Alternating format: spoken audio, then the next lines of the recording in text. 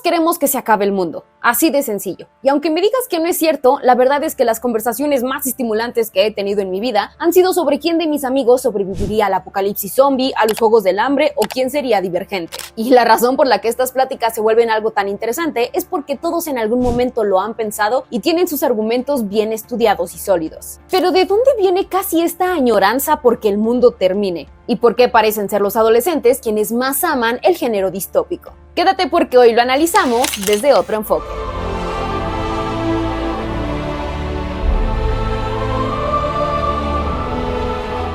¿Qué tal, mi querido cinéfilo de Fuera de Foco? Mi nombre es Fer Ramírez y si no me habías visto por aquí es porque seguro no tenías desbloqueada la versión más cool de este canal.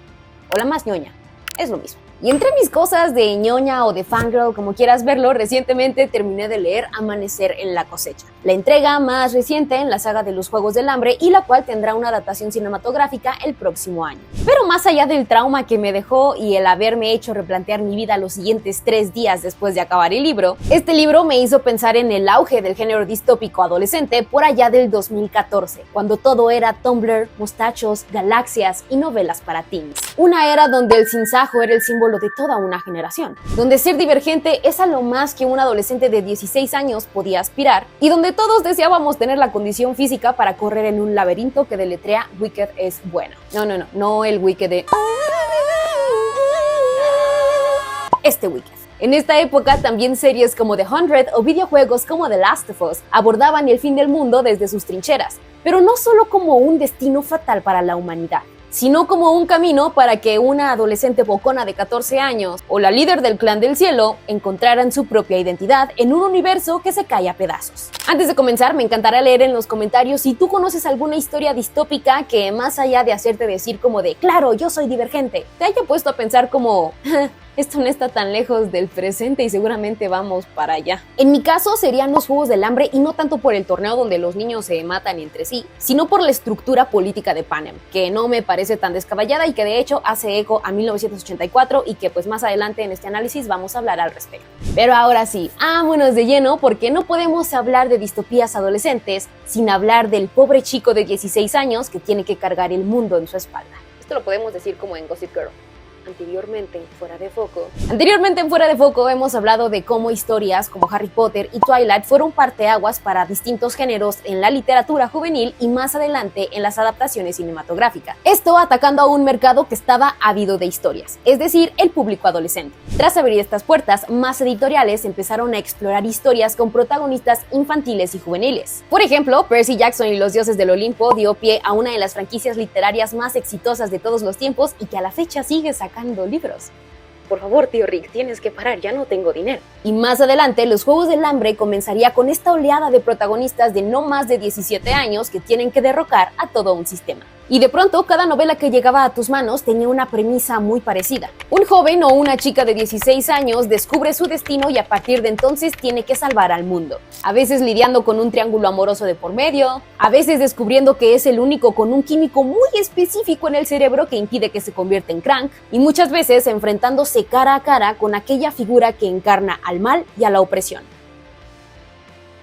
Si bien esto podría sonar como un cliché repetitivo, la verdad es que este arquetipo se explotó de un montón de maneras diferentes, que no solo hacían una exploración de los deseos y las visiones de los adolescentes, sino del contexto cultural y social al que se enfrentaban en ese momento. Pero antes de seguir, aclaremos una cosa, porque la verdad es que las distopías no son una temática que surgieran en el 2000 o en los 2010, sino que son un concepto tan antiguo como la crema de cacahuate que guarda mi abuelita en su despensa. Libros como 1984, El Señor de las Moscas, Fahrenheit 451, La Guerra de los Mundos, los libros de Silo, entre otro montón de libros de ciencia ficción y cuentos cortos, han explorado el concepto de un mundo que llega a su fin, o un mundo que termina siendo devastado por las guerras, la contaminación y la mano del ser humano, al grado en que sus sobrevivientes ahora existen bajo un régimen autoritario y explotador del cual no hay escapatoria. Sin embargo, alrededor del 2010, este concepto comenzó a aterrizarse un poquito más en historias juveniles, que pensándola bien hace bastante sentido con la etapa de vida en la que se encuentran los espectadores y los lectores, abordando temas como el miedo al futuro, la incertidumbre del mañana y la identidad. Algunas historias fueron más esperanzadoras, otras fueron más crudas. Algunos libros se volvieron un poquito más young adult y otros materiales que yo considero muy dignos de estudio y tan relevantes como en su momento pudieron ser Rebelión en la Granja. Porque vámonos recio, y no estoy segura de si he dicho esto antes por aquí, pero para mí Los Juegos del Hambre tendría que ser considerada como una de las obras de ciencia ficción más importantes de la era contemporánea, y no solo como una novela para adolescentes. Porque aunque algunas personas del fandom intentaran reducir esta historia más hacia su triángulo amoroso que hacia lo que sucede dentro de la trama, lo cierto es que para mí, la obra de Suzanne Collins es una de las críticas sociales más completas que existen hoy en día. Y por eso fue la primera ficha del dominó que despertó un nuevo interés por el género distópico. Así que hablemos de Los Juegos del Hambre y el eco al mundo real.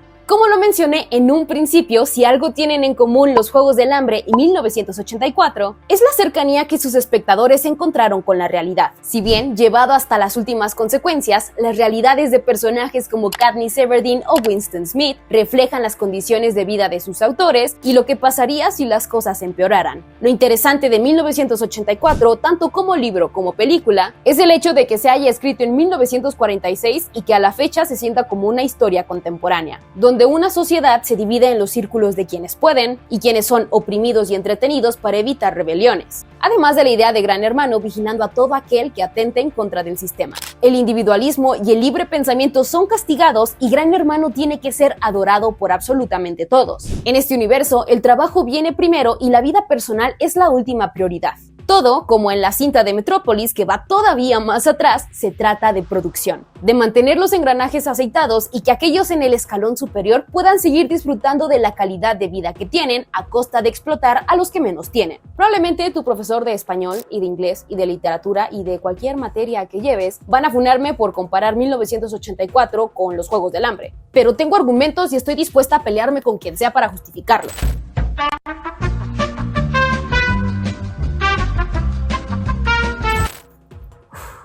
Ya me calmé, y ahora te explico. De manera similar a 1984, en Los Juegos del Hambre, Panem se compone de distritos que sirven a los ganadores de la guerra, es decir, el Capitolio. Y toda su estructura social y económica depende de que los distritos generen para que el centro de Panem siga gozando de los lujos a los que está acostumbrado, mientras que los juegos han sido implementados para oprimir a los mismos distritos y recordarles que no tienen el mismo poder que el presidente Snow y que por lo tanto no se merecen ese tipo de vida. El enojo y el espíritu de rebeldía existen, pero son constantemente apagados. Y a pesar de un montón de levantamientos, no es fácil derrotar al Capitolio. Ahora, como películas en sí, para mí la primera entrega de la saga es un trabajo espectacular por las decisiones creativas que se tomaron para acentuar precisamente estos detalles. La inestabilidad de la cámara en su principio, la paleta de colores que retrata al Distrito 12 y por supuesto el diseño de producción que recurre a construcciones arquitectónicas brutalistas que nos posicionan en una época posguerra donde el principal objetivo es generar y funcionar. Esto sin espacio para el pensamiento, la creatividad o el arte, a menos que sea en secreto, como la bandada de Lucy Gray. Hay un dejo casi solemne en la manera en la que se retrata el Distrito 12, donde te muestran un luto constante para que entiendas que para ellos los juegos no son un espectáculo, sino un funeral. Este contraste es evidente al tomar el tren y llegar al Capitolio, donde los juegos son un show y un espectáculo, y el mundo vibra con colores y con luces, donde todo es mucho más estable y todo está pensado hasta el último detalle para hacer que el embellecimiento se convierta en algo hasta empalagoso. Es interesante analizar cómo es que las historias distópicas que en su momento retrataron los horrores de la década de los años 40 y las crisis posteriores, regresaron en forma de fichas y sumaron también algunos elementos que dejaron de ser solo sueños, tales como la tecnología. Pero más interesante aún, analizar cómo es que pasó de ser una temática para un público más adulto a una audiencia adolescente. Y es que tal cual como pieza de ciencia ficción contemporánea, me encantaría que estudiáramos cómo es que Los Juegos del Hambre terminó resonando muchísimo más con los públicos juveniles y cómo reflejaban lo que sucedía a su momento de publicación y posteriormente a su estreno en cines. Esto ya lo tienes más que aprendido, pero en 2008 una crisis económica azotó a Estados Unidos y el mundo entero. Los precios se dispararon, las diferencias sociales se marcaron todavía más, los ricos se hacían más ricos, la gente perdía sus casas tanto en desastres naturales como el huracán Katrina en el 2005 o porque ya no podían pagar las hipotecas. Al mismo tiempo, la industria militar estadounidense seguía creciendo de manera exponencial. Y todo en el mundo parecía ser un conflicto tras otro. Guerras en las que Estados Unidos se entrometía y lo hacía problema de todo el mundo, caos en las noticias, intervenciones, conflictos políticos, invasiones y una larga lista de preocupaciones que, aunque afectaban o que las personas adultas eran más conscientes de, repercutían en la vida diaria de los adolescentes. Y es que si bien el caos en este mundo ha estado presente desde que se creó el mundo, en el 2000 comenzó el auge de la globalización y la era digital. Y de pronto las noticias al otro lado del mundo ya no llegaban solo a las noticias en la televisión o a los periódicos, sino que aparecían de una manera mucho más inmediata en las redes sociales, haciendo que de pronto estos conflictos ya no se sintieran ni tan ajenos, ni tan lejanos, ni tan filtrados. Y aunque hubieran adolescentes de entre 13 y 17 años que no estuvieran tan conscientes de esto, las consecuencias de lo que sucedía se reflejaban también en su vida diaria, en los problemas económicos en casa, en las conversaciones que tenían más allá de las redes y también saturándose de diferentes puntos de vista tanto en los medios digitales como en sus propios círculos sociales. Todo este caos era abrumador en ese presente, lo cual despertaba la pregunta de qué pasará cuando yo sea un adulto. Empezamos a ser más conscientes del colapso de la economía, y si veías que tus abuelos habían comprado una casa con su primer sueldo, notabas que a tus papás les había tomado al menos 10 años pagar la casa en la que vivían, y a ti eso ni siquiera te saldría en 30 años o peor jamás en la vida. Varios aspectos aspiracionales dejaron de serlo y se volvieron un privilegio exclusivo de las clases más altas. Y mientras a ti te costaban más horas de trabajo pagar la renta, habían otros a los que la fortuna les sonreía con facilidad. Para los jóvenes, el panorama futuro era desesperanzador. Y entre preguntas de ¿qué vas a estudiar cuando llegues a la universidad, si es que te alcanza para ello?, a veces se saturaba el pensamiento de los adolescentes con la idea de que tal vez, solo tal vez, todo sería más fácil si le dábamos reset al mundo y empezábamos desde cero. O que quizá deberíamos guardar energía por si descubrías que algún día tu destino era cazar monstruos con ropa muy entallada y runas tatuadas en todo tu cuerpo. Pero entonces, en eso se transformó el fin del mundo, en un deseo por escapar. La globalización jugó un papel muy importante en nuestra percepción del mundo exterior. Los idiomas rompieron barreras y la verdad es que hoy hay memes en portugués que me dan más risa que los que están en español, aunque no entienda portugués. Nos volvimos una colmena grandototota donde los problemas rebasaron a las fronteras y donde estos terminaron convirtiéndose en debates donde al parecer todo mundo era experto. Al mismo tiempo, el ver que otras partes del mundo estaban en condiciones similares al lugar donde vivías tú, la idea de huir de un sitio en específico para llegar a otro, pues ya no era tan emocionante, porque sabrías que los mismos problemas se vivirían ahí, o que quizás serían peores. Y por lo tanto, la única ruta de escape era algo que no existía. ¡Ay, el escapismo! Un mundo donde podías empezar otra vez y donde no importaba si pasabas cálculo diferencial o no, porque tu única tarea iba a ser sobrevivir. Y aquí subrayemos, sobrevivir es la palabra clave. En historias del fin del mundo, ya sea como The Walking Dead o como los Juegos del Hambre, mantenerse con vida es el objetivo primordial. Y aquí ya no importan los trazos más garigoleados de la modernidad, sino la parte más instintiva del ser humano, es decir, seguir respirando. En el fin del mundo no existe la urgencia por generar ganancias, ni importa la moda, ni si tienes el teléfono más avanzado en el mercado. Importa mantener cerca a los tuyos y superar el caos para empezar juntos otra vez. No obstante, esta supervivencia viene con un costo. Y tal como en Soy Leyenda, nos lleva a cuestionarnos qué sería de nosotros en soledad y si fuéramos los últimos de la especie. Y qué es lo que nos mantendría enfocados si no tenemos con quién compartir lo que viene después. O por otro lado, el pensar cómo forjaríamos nuestra propia sociedad y bajo qué condiciones. Pensando en quiénes podrían ser aliados y quiénes se convertirían en carne de cañón. Siempre es muy interesante pensar hasta qué punto mantendríamos esta idea de civilización bajo la cual fuimos criados y cuándo dejaríamos que nos ganara el instinto. Así como hemos visto en historias tales como El Señor de las Moscas, Yellow Jackets, The 100 o incluso en series como The Society. Porque si además exploramos esta historia desde ojos adolescentes, que hartos de las reglas y de las cosas que se les han impuesto también quieren empezar su propio mundo, pues eso hace que la historia se vuelva mucho más interesante. Así entonces el mundo distópico se vuelve también un vehículo para estudiar la madurez y forjar la temple de quienes eventualmente tendrán que asumir el mando del mundo. Mando del mundo, mando del mundo, mando del mundo. La pregunta es, ¿cualquiera puede hacerlo o tienes lo que se necesita para ser el elegido? You are the chosen one. It was said that you would destroy the seed, not join them. Bring balance to the force, not leave it in the darkness. I hate you. Quizá es uno de los clichés más frecuentes en la literatura y en las películas. Pero el rol del elegido dentro de un mundo que depende de él para salir adelante sigue siendo un concepto muy vigente. Todos tenemos una necesidad por destacar, ya sea por ego o por probar algo que el mundo nos negó previamente, o porque sabes que hay una chispa en ti que puede brillar mucho más si tan solo le das la oportunidad. Stephen King lo llama el resplandor. Veronica Roth le dice ser divergente. En Maze Runner, Thomas es uno de los inmunes. En una galaxia muy lejana se le dice la fuerza. Y Peter Parker le dice Peter Tingle, pero esa es otra historia. Este algo no es nada más una excusa para hacer que tu protagonista sea poderosísimo, sino que refleja una de las búsquedas más importantes en la audiencia adolescente, la identidad y el individualismo. Tomemos de ejemplo a The Giver, que es algo así como el episodio de Los Padrinos Mágicos donde Timmy desea que todos sean absolutamente iguales y se convierten en masas grises. Los tintes que nos hacen idénticos nos despojan de personalidad, pero a su vez nos llevan a un mundo donde los conflictos a partir de las diferencias no existen. Todo es paz y todo es tranquilidad. Todos tienen un rol específico y si lo sigues eres feliz, pero la pregunta es, ¿realmente eres feliz si no sabes quién eres para empezar? The Giver plantea que es este toque de seres únicos lo que empuja al mundo hacia adelante. Es decir, lo que crea nuevas historias, nuevas tecnologías y lo que impulsa tanto a la música y el arte como a la ciencia. Porque lo que sea que se crea viene a partir de la curiosidad y de un pensamiento que nadie más que tú pudo haber tenido. Yéndonos un poco más atrás, claro que historias como Fahrenheit 451, 1984 o incluso Metrópolis juegan con la idea de que una persona que sobresale del resto es algo incorrecto, especialmente en un mundo donde todo tiene que ser monótono y ordenado para mantener las cosas según lo dicta el capitalismo, y donde los pensadores son más bien vistos como alborotadores. La disrupción es incorrecta e insegura, y por lo mismo, también es la chispa que enciende revoluciones y que puede cambiar al mundo para bien y para mal. Es decir, eso es lo que pasa cuando eres divergente y no puedes ser controlado.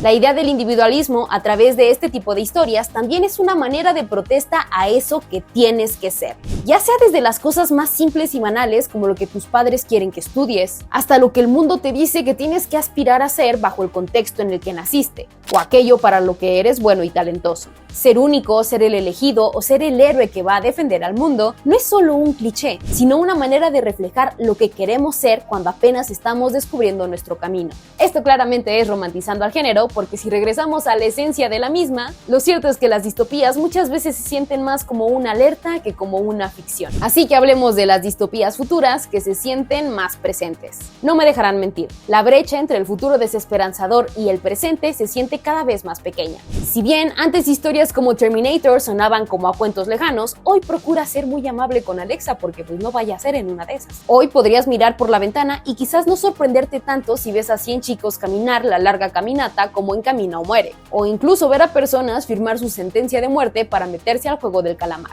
Cuando se trata de una pandemia, nos dimos cuenta de que si sí hubiera un apocalipsis zombie, probablemente todos estaríamos jodidos porque nadie se quedaría en su casa. Y también cuando pensamos en lo rápido que se degrada el medio ambiente, Mad Max pues no suena tan loco. Series como Severance también nos han invitado a replantearnos lo que le entregamos a las empresas como trabajadores, nuestro tiempo, nuestra vida, nuestro enfoque y cómo en ocasiones sobreponemos las responsabilidades laborales encima de nuestras vidas y necesidades personales. Otros shows como The Handmaid's Tale ponen en perspectiva lo que podría suceder en un mundo donde las tasas de natalidad son peligrosamente menores y en un espacio donde los regímenes conservadores dominan y controlan los derechos reproductivos. Y hasta historias como Pluribus nos hacen darnos cuenta de lo fácil que es contagiarnos de un montón de narrativas y pensamientos ajenos, arriesgando nuestra individualidad y la capacidad de tener un pensamiento crítico propio. Yo sé que seguro empecé a sonar como conspiracionista y como el señor que sale frente al pizarrón así.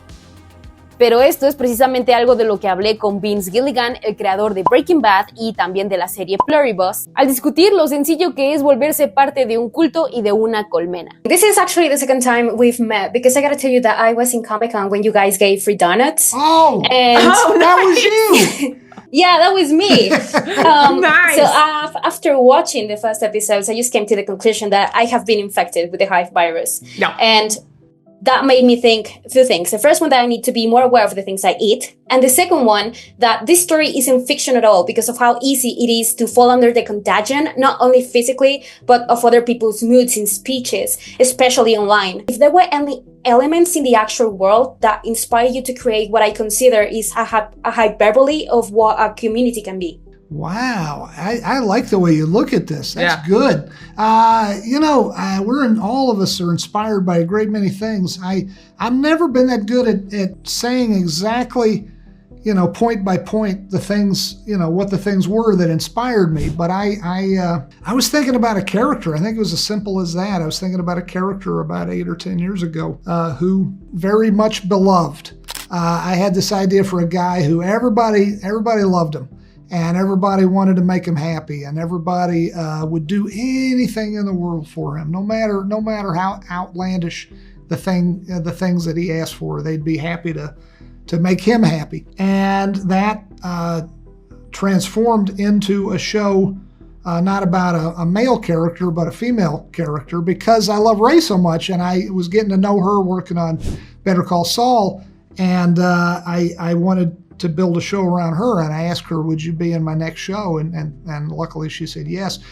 but I like the way you look at it. I've really gotten to a point. It used to be on Breaking Bad, I way overdid it on Breaking Bad. I would say, this means this, and this doesn't mean this. And I realized I was robbing myself, and I was robbing the audience. I was robbing the audience of an opportunity to tell me what the show was about. And I was robbing myself of learning what the show was really about that I'd worked so hard to make. So I'm very interested, as Pluribus goes forward, I'm very interested to talk to smart people like yourself who have interesting takes on the show. Y con esto vamos concluyendo, porque la verdad es que las distopías muchas veces son lecciones que no queremos escuchar. Leyendo Amanecer en la cosecha, sentí que se trataba de una ficción no tan alejada de nuestro presente. Y antes de que me digas, pero es que, en realidad, Battle Royale lo hizo primero, y Susan Collins no es original, eso ya existía en Japón. No quiero que te quedes solo con el concepto de niños matándose entre sí para poder castigarlos, sino con lo que esto representa dentro de la estructura social y el control que Capitolio pretende ejercer encima de los distritos. Si bien es cierto que también como público hemos jugado casi que un papel del Capitolio al pedirle a Susan Collins que escriba la historia de Haymitch y ahora pidiéndole que escriba la de Finnick, al momento de analizar la franquicia más allá del entretenimiento, todos los comentarios adyacentes sobre el control de las masas a través de los medios, la precariedad como forma de sometimiento, la explotación y hasta la idea de mérito a través de las visiones de los tributos profesionales, quienes quieren hacerse un lugar en el Capitolio, hace que todo esto no se sienta falso, sino posible. Las distopías, al final del día, nos permiten seguir explorando lo que más tememos del futuro y, si es posible, hacerle frente a un sistema. Estos discursos también han sido abordados en series como Fallout, donde de acuerdo al Google, cada cierto tiempo se levanta un grupo de rebeldes que está dispuesto a cambiar el mundo, pero pues que nunca lo logra. La desestabilidad política y ahora la presencia de la tecnología en nuestra vida diaria hacen que las distopías suenen más a posibilidad que a un cuento, y que como tal, la perspectiva de protagonistas como Katniss, Ray Garrity, Clark Griffin, Trish Pryor, Ender Wiggin o Wade Watts se sientan muy propias, siendo nosotros testigos de lo que pasa en nuestro entorno, con la avaricia de las empresas y lo que éstas están dispuestas a sacrificar para generar más, dejándonos con menos. Cinéfilo. Ay, mira qué brazos. Cinéfilo, si llegaste hasta aquí, te agradezco mucho el haberme acompañado a analizar qué hay detrás de las distopías, pero con un lente adolescente. Aunque yo no sea adolescente. La verdad es que este me parece un tema muy interesante y muy complejo, y pues por lo mismo tuve que reducirlo un poco o nos habríamos quedado con un video de 1.5 horas. Este video ensayo no es en específico sobre Pluribus ni la entrevista que anexamos dentro de este video, pero te recomiendo ver la serie en Apple TV porque siento que te va a despertar muchas preguntas sobre el libre albedrío, los futuros distópicos, el control, el positivismo contagioso, entre otros conceptos bien interesantes. Y por la misma línea, otro miembro del equipo de Fuera de Foco coincide en que Amanecer en la cosecha es de los mejores libros dentro de la saga de los Juegos del Hambre. Así que si no lo has leído, te recomiendo que lo hagas antes de que estrene la película el próximo año. Corazón Films, págame por esta recomendación, por favor. Yo sé que suena a contenido pagado, pero no lo es. Te recuerdo que mi nombre es Fer Ramírez, y si te caí bien, y si no también, puedes seguirme en mis redes sociales, Twitter, Instagram, Letterboxd e incluso TikTok como @HerNameIsFer. Y aprovecho el espacio también para agradecer a nuestra editora Dana Arbea, que siempre se rifa con la edición de estos videos. Te quiero mucho, no me pegues por hacer que este video dure tanto. Además, te recuerdo que a Fuera de Foco lo encuentras como @FueraDeFocoLatam, donde todos los días estamos subiendo noticias especialmente curadas para cinéfilos como tú. Si aún no lo has hecho, te recomiendo suscribirte al canal y hacer clic al botoncito de acá para activar las notificaciones y que estés al tanto de todos los videos que traemos para ti semana a semana. Una vez más, te recuerdo que mi nombre es Fer y nos vemos a la próxima.